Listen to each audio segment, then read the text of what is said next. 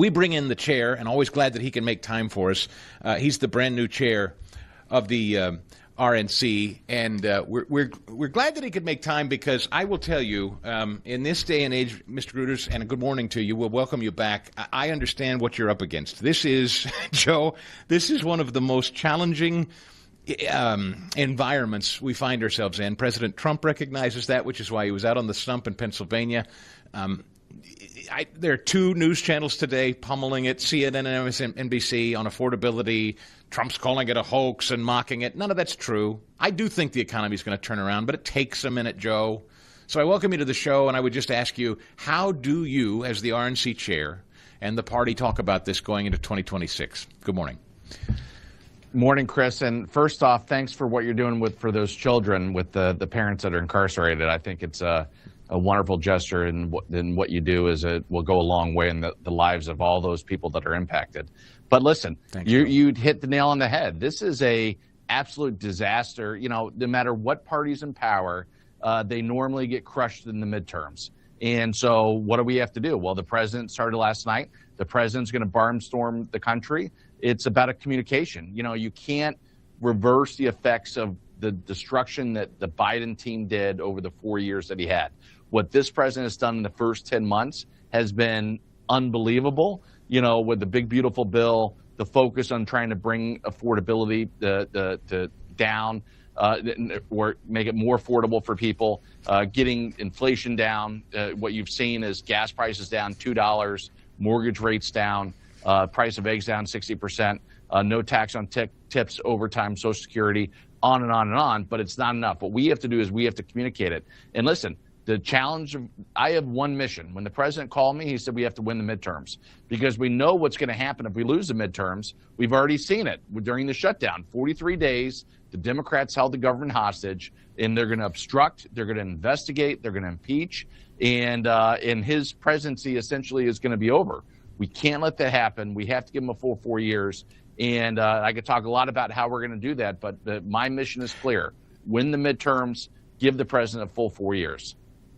RNC Chair Joe Gruters, I've had people ask me, turnout. Look, we understand. It's historically true, particularly for Republicans. We're working class folks. We're busy with families and lives. Politics isn't in our DNA and our blood. We don't wake up every day thinking about politics. Once our folks are in charge, I think we feel like we can kind of rest on our laurels a little bit, quite frankly, and go back about our lives. Democrats never think that way, of course. So we've seen in all these special elections, save Tennessee, including last night, Democrats are flipping seats.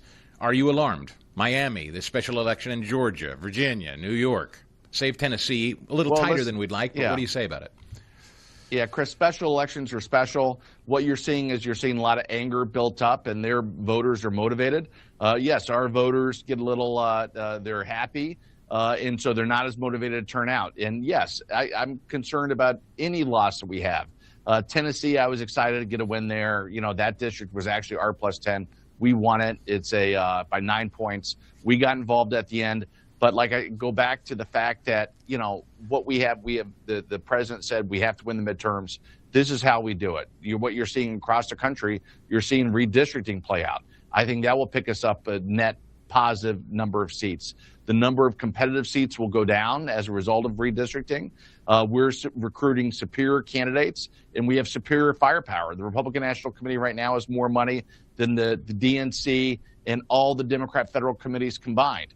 We are doing everything we can right now to set the stage. And what you saw last night from the president is him going to Pennsylvania, communicating directly with American people. We're going to have a midterm convention. We're going to have the president on the road all the time. He is committed to barnstorming the country.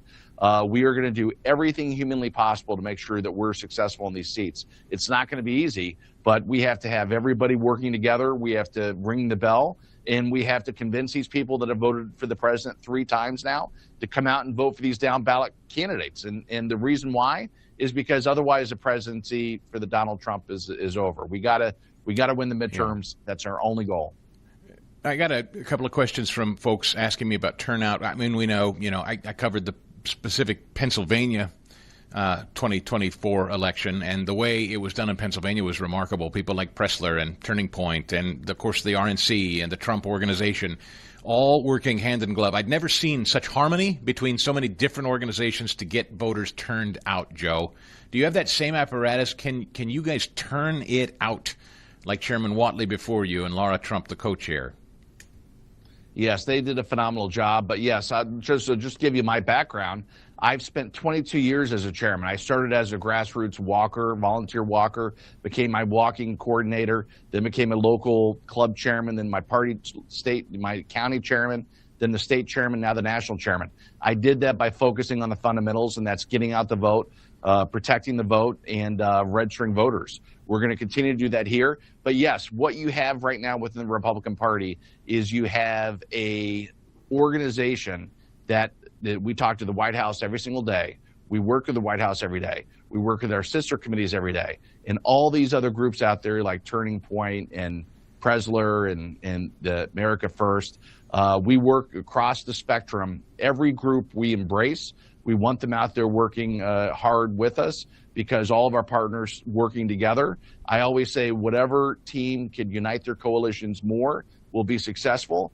And we'll continue to do that here. It's a priority of mine to make sure that we're working together, we have open communication, and that we have all boots on the ground, all working together.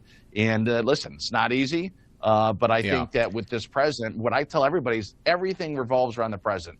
If people campaign with the president, if they focus on the president's policies, we're going to be successful. Joe, 10 seconds. What's one thing Congress could do, the Republicans to control it, to help your work and turn out voters next fall for Republicans? What's one thing Congress could do if you could wave a magic wand? Get rid of the filibuster, follow the president, pass all these things, create universal voter ID, make sure we're doing everything right, and listen to the president, and we'll be successful. Get rid of the filibuster. Okay. The chair of the RNC is Joe Gruters. Grateful for your time, sir. Merry Christmas. Come back and see us. Thanks so much.